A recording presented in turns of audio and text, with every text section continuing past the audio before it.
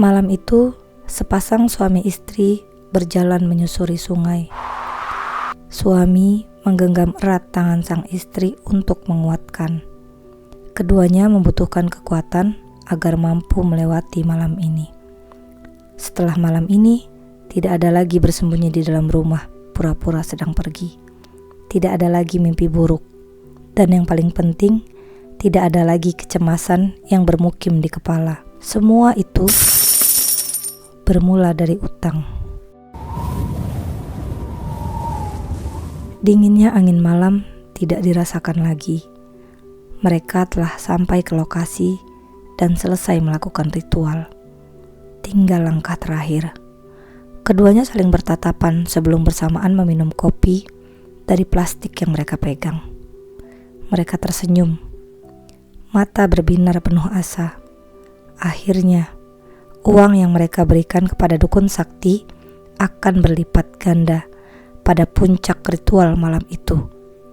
Jika ini berhasil, maka setidaknya mereka bisa melihat secercah cahaya dari gelapnya beban tumpukan utang. Malam itu bukan hanya menjadi momentum pelaksanaan ritual terakhir, tetapi juga menjadi waktu terakhir bagi kehidupan keduanya. Selamat malam, hari ini di Ritual Sesajen kami akan membedah kasus yang mengguncang Pemalang di tahun 2025 lalu, kasus Dukun Ibin. Kasus ini menunjukkan bahwa saat kita lemah, kita dapat begitu mudah terkena tipu daya manusia.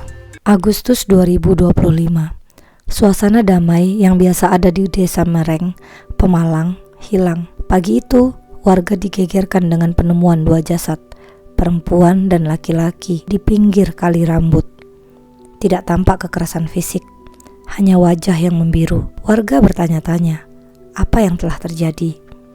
Nama kedua jasad itu adalah Muhammad Rosihi dan Nur Azizah, sepasang suami istri dari Desa Datar, Pemalang. Keduanya terlilit utang, bukan ratusan ribu, bukan jutaan, melainkan 150 juta. Utang itu telah membuat mereka gelisah di malam hari dan terhina di siang hari. Saat mendengar cerita itu, Ibin menawarkan ritual penggandaan uang. Ibin atau yang memiliki nama asli Iskandar, lebih dikenal sebagai Dukun Ibin. Pasangan suami istri itu pun tergoda karena tampaknya menjanjikan dengan syarat yang mudah. Mereka hanya perlu mengikuti ritual yang diperintahkan oleh Ibin.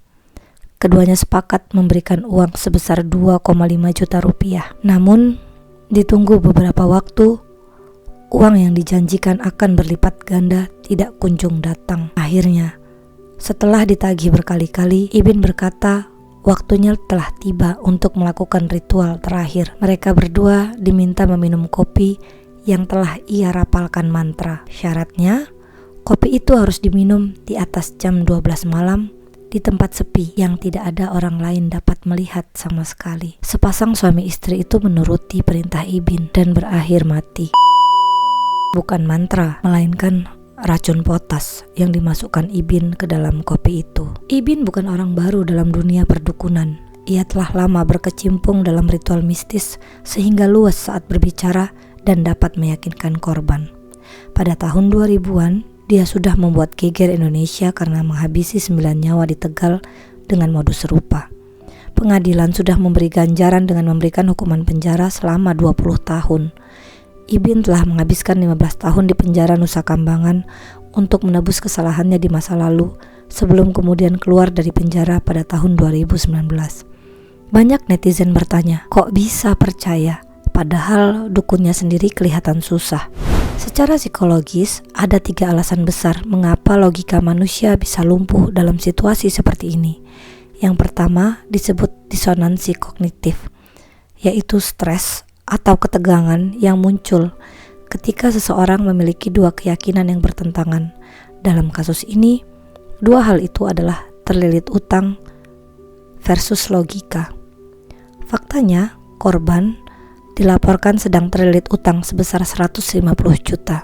Secara logika, tidak mungkin seorang kakek tua yang penampilannya biasa saja seperti Ibin bisa menciptakan uang miliaran. Namun, tekanan ekonomi yang berat membuat otak korban berusaha mengurangi rasa cemas terhadap utang dengan percaya terhadap harapan palsu agar pikiran mereka tenang.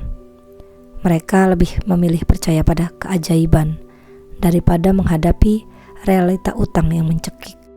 Alasan kedua adalah kekuatan otoritas, gelar orang pintar, dan ritual mistik. Ibin dikenal sebagai orang pintar atau dukun pengganda uang asal Tegal. Ia menetapkan aturan ritual yang sangat ketat, sehingga menimbulkan kesan bahwa ritual itu mistis dan dapat menghasilkan sesuai harapan. Otoritas tidak selalu datang dari seragam atau kekayaan. Dalam budaya mistis, otoritas datang dari pengetahuan gaib. Ibin menggunakan ritual yang rumit sebagai simbol kekuasaan.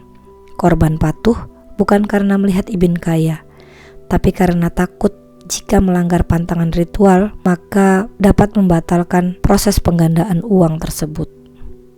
Kepatuhan buta inilah yang membuat mereka mau minum kopi yang sudah dicampur racun.